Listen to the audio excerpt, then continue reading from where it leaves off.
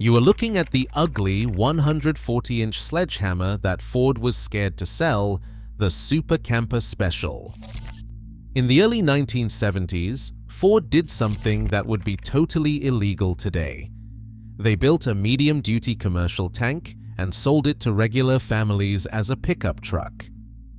This is not just a long truck, it is a 4-ton industrial accident with an 8-inch deep frame and a rear axle pushed so far back it seemed to defy the laws of physics.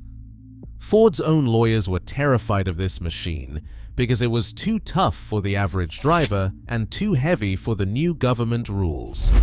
It has a hidden side-loading compartment, a massive Dana 70 rear end, and a 460 cubic inch heart that drinks gas like a jet engine. There is a secret reason why Ford had to move the wheels back 7 inches, a physical flaw that nearly caused a national safety recall. Why did the toughest truck Ford ever built become a ghost that the company tried to forget? Stare down the 140-inch anomaly, and you are looking at a truck that doesn't just break the rules, it sneers at them. The first thing that hits you is the stretch, a wheelbase so long it makes ordinary pickups look like toys. Ford didn't just tack on a few inches. They yanked the rear axle back a full 7 inches from the standard 133-inch layout, landing at a 140-inch wheelbase that was unheard of in a so-called light-duty truck. For reference, a regular F350 of the era sat on a 126-inch wheelbase. This thing overshoots that by nearly a foot and drags its rear axle farther back than any civilian pickup had business going. Why? Because the engineers had a payload problem on their hands. The Super Camper Special wasn't designed for your backyard mulch run. It was meant to swallow a 5,000-pound camper and keep its nose pointed straight, not skyward. Slide under the frame and you will see the evidence. The axle is 7 inches farther from the cab than the old 133-inch setup, and the frame rails are so deep you could lose a wrench inside. This wasn't a cosmetic stretch. It was a calculated move. Hard numbers, not soft styling. Mike Harrington, Ford's lead chassis engineer at the time, put it bluntly. The math was simple. Move the axle back, shift the weight, and the truck behaves like a real pickup again. The 140-inch anomaly became a rolling contradiction, awkward to look at, impossible to ignore, and absolutely necessary to solve the balance riddle that no other truck dared to face. Ford's own sales literature called it better than ever ride and stability, but the real story sits in those 7 inches of steel, a mechanical gamble that turned the F350 into the iron sled of its generation. Flip open the 1973 Ford brochure and you will find the usual parade of grins, plaid shirts, and a truck that looks ready to haul a small house. But buried in the ad copy, Ford is already tipping its hand. Better than ever ride and stability, they crow, as if the 140-inch anomaly was a gift from the gods of comfort. In reality, that phrase is corporate code for what the engineers had to do to keep this beast from pitching itself into a ditch once someone dropped a camper on the frame. The paper trail does not hide the agenda. Ford's own promo language is practically winking at anyone who knows how to read between the lines. Every mention of improved handling under load is a nod to the fact that this truck was built for a single purpose: to swallow a massive steel-framed camper and not end up nose up on the highway.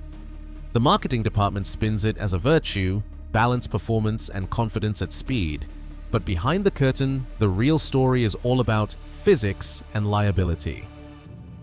There is no accident here. The sales pitch matches the engineering memos. Move the axle, promise stability, and hope nobody asks why the truck looks like a bridge on wheels. Ford did not just stumble into this solution. They documented every inch, every claim, every justification. The 140-inch anomaly was not a quirk of design. It was a calculated answer to a problem nobody wanted to admit in the open.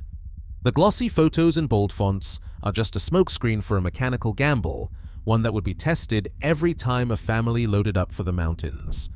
The next act would demand even more steel. Crawl under the 140-inch anomaly and the illusion of a civilian pickup cracks wide open. This is not stamped tin and marketing fluff, it is industrial anatomy, exposed and unashamed. A restorer's hands, battered and blackened, slide a caliper along the frame rail, 8 inches deep, 203 millimeters of C-channel steel. That's not a truck frame, that's a bridge support, built to laugh at potholes and sneer at twisting loads. Every inch is overkill.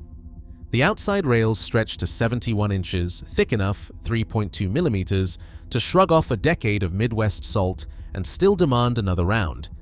The Dana 70 rear axle does not pretend to be ordinary. Tag reads D70, gear ratio stamped clear as day, 9-inch ring gear inside a cast iron housing that looks overbuilt even for a dump truck. Factory spec says 7,500 pounds gross axle rating, but you will find survivors that have hauled more, sometimes double, without a whimper. The axle tag, still pitted but legible, tells the story. This is no civilian Dana 60. The carrier bolts are thicker, the axle tubes are longer, and the housing wall is beefed up to take every ounce of punishment a loaded camper can dish out. Restorers curse the weight when they drop it for a rebuild, but nobody questions why it is there. Then there is the 460 cubic inch V8, Ford's last word in blue-collar muscle. 4.5-inch bores, 3.58-inch stroke, 210 horsepower on paper, but it is the torque, 460 pound-feet of torque, at a grunt, that matters. Compression dropped to 8.5 to 1 for emissions, but the block is still all iron, and the heads are big enough to swallow a fist. Any mechanic who has wrestled one out of the bay knows it is a two-man job minimum. The engine mounts are double-bolted, the crossmember is boxed steel, and the oil pan sits high to clear the front axle swing. Every detail is a clue. The rear crossmember is double thick and braced for the side-loading spare compartment, a feature that forced engineers to reinforce the frame even further. The welds are heavy, the brackets oversized.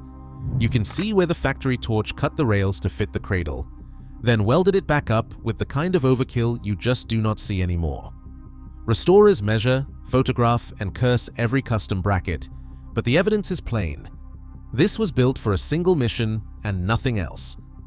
The 140-inch anomaly wears its iron bones with pride, daring anyone to call it a pickup. Next comes the real math. How all that steel and axle geometry translates into stress, balance, and the infamous defect protocol. Throw the 140-inch anomaly onto a certified scale, empty, and the numbers start to sneer back. This isn't a truck that forgives you for running light. Ford's own instrumented tests, buried in the back pages of engineering memos, tell the tale. Steering torque jumps by 28% over the standard F350 when the bed is empty, 32 Newton-meters to muscle the wheel, compared to 25 on the regular cab. That's not just a stat, that's a workout. Restorers call it the farmhand's gym membership, and they are not joking. Every parking lot turn feels like you are arm wrestling a bridge support. Hit the brakes at 60 miles per hour, and the Super Camper Special drags itself to a halt 6% farther down the tarmac than its shorter siblings, 115 meters to dead stop versus 108. The culprit is simple physics, with the rear axle shoved 7 inches back and the frame beefed up to 8 inches deep. The center of gravity is playing tricks. Unloaded, the rear end gets light, the nose dips, and the tires scramble for grip. The truck was built to be loaded, and it punishes you for forgetting. You drive this empty, you better have a strong back and a loose filling, says one restorer who has rebuilt 3 of these iron sleds. It will bounce you right out of the seat. The numbers don't lie. Lateral stability drops to 0.78 Gs in steady state cornering, compared to 0.92 G when the bed is full. The empty ride penalty isn't just a rumor, it's stamped into every spec sheet, every owner complaint filed between 1975 and 1980. And yet, the truck never triggered a recall, never crossed the NHTSA threshold for a formal investigation. The engineers knew the trade-off: build a Sledgehammer for a 5,000-pound camper, and you pay with your comfort when you run light. Ford called it balanced performance. The rest of us call it Defect Protocol Unleashed. You can see the resignation in the hands of every mechanic who has fought one back onto the road. They will tell you the truth: the 140-inch anomaly isn't a truck you drive empty unless you are out of options. It's not a luxury ride, it's a contract with gravity. The overbuilt frame, the Dana 70, the long wheelbase, they are all there for the mission, not your daily commute. In a world where modern trucks coddle you with sensors and air springs, the Super Camper Special throws you the keys and dares you to complain. That's the price of honest iron. And it's about to get even messier when you look at how Ford played the legal weight game. Slide along the passenger side of the 140-inch anomaly, and the first thing that catches the eye is not chrome or badging. It is a seam in the steel, a line that breaks the bed's monotony. Most trucks hide the spare under the rear, but the Super Camper Special laughs at convention. Pop the latch and the secret swings open, a compartment cut straight into the bed wall, a steel door reinforced and braced like a vault. The dimensions are not a guess, they are gospel. 22 inches wide, 26 long, 14 deep. That is enough room for a full-size LT tire, rim and all, tucked away from road salt, sun, and thieves. Restorers measure it down to the millimeter and curse every rusted bracket, because nothing about its geometry is normal. This is not some afterthought or dealer hack. The factory torched the rails, welded in a cradle, and sealed the hatch with a rubber gasket thick enough to keep out a Michigan winter. 2 heavy brackets tie the compartment to the rear frame, and you can see the torch marks where the assembly line cut through the original box to make it fit. It is overkill, but it is not for show. The reason is buried in the math. With the axle shoved 7 inches back, the old spot behind the rear axle was gone. There was no room for a swing-down carrier. The only way to keep a spare on board without eating up camper space was to carve a bay into the side. It is a packaging sleight of hand, a mechanical magic trick that only makes sense when you see the legal paperwork Ford filed to justify it. But in the iron, it is a statement. This truck was built for a mission, and every inch of steel proves it. Crack open the paperwork on the 140-inch anomaly, and you are not flipping through ordinary truck brochures, you are rifling through a dossier built for plausible denial. Ford's marketing team did not just sell a truck, they built a legal firewall. Tucked beside the plaid-shirted families and the balanced performance copy is a phrase stamped in red on the factory build sheet: legal denial. That is not a typo or a bureaucratic afterthought. That is the corporate equivalent of a smoke bomb, proof that Ford was playing the weight game with both hands tied behind its back, and a lawyer watching every move. The sales literature is a masterclass in coded language. Better than ever, ride and stability gets top billing, but the fine print reads like a regulatory chess match. Every mention of medium duty is a signal to the taxman and the emissions inspector. This is not a light-duty pickup, so do not bring your FMVSS 108 or EPA 40 CFR 86 handbooks to the party. The frame specs and axle stats are not just there for bragging rights, they are legal alibis, designed to keep the truck under the 10,800-pound GVWR threshold that would have triggered a pile of federal mandates. The Federal Motor Vehicle Safety Standards, buried in government print, set the lines Ford could not cross. By engineering the Super Camper Special right up to those lines, never over, Ford could claim exemption from stricter crash, lighting, and emissions rules. That legal denial stamp is the corporate signature on a loophole, a way to sell a medium-duty monster to civilians without tripping the regulatory tripwire. But every loophole is a future vulnerability. When the oil crisis hit and emissions rules tightened, all this clever paperwork turned from shield to shackle. The 140-inch anomaly was engineered to survive the legal jungle, but even the best paper armor cannot stop a market collapse. Gasoline jumped from 39 cents to over $1 in a matter of months. The 1973 Arab oil embargo hit like a blowtorch, and overnight, America's appetite for iron giants dried up. The Super Camper Special, with its 460 cubic inch V8 and a thirst that would drain a 20-gallon tank before you'd finished your coffee, was suddenly a dinosaur. Ford's sales charts show the cliff. Production of the 140-inch Anomaly barely cleared 1,300 units before the numbers flatlined.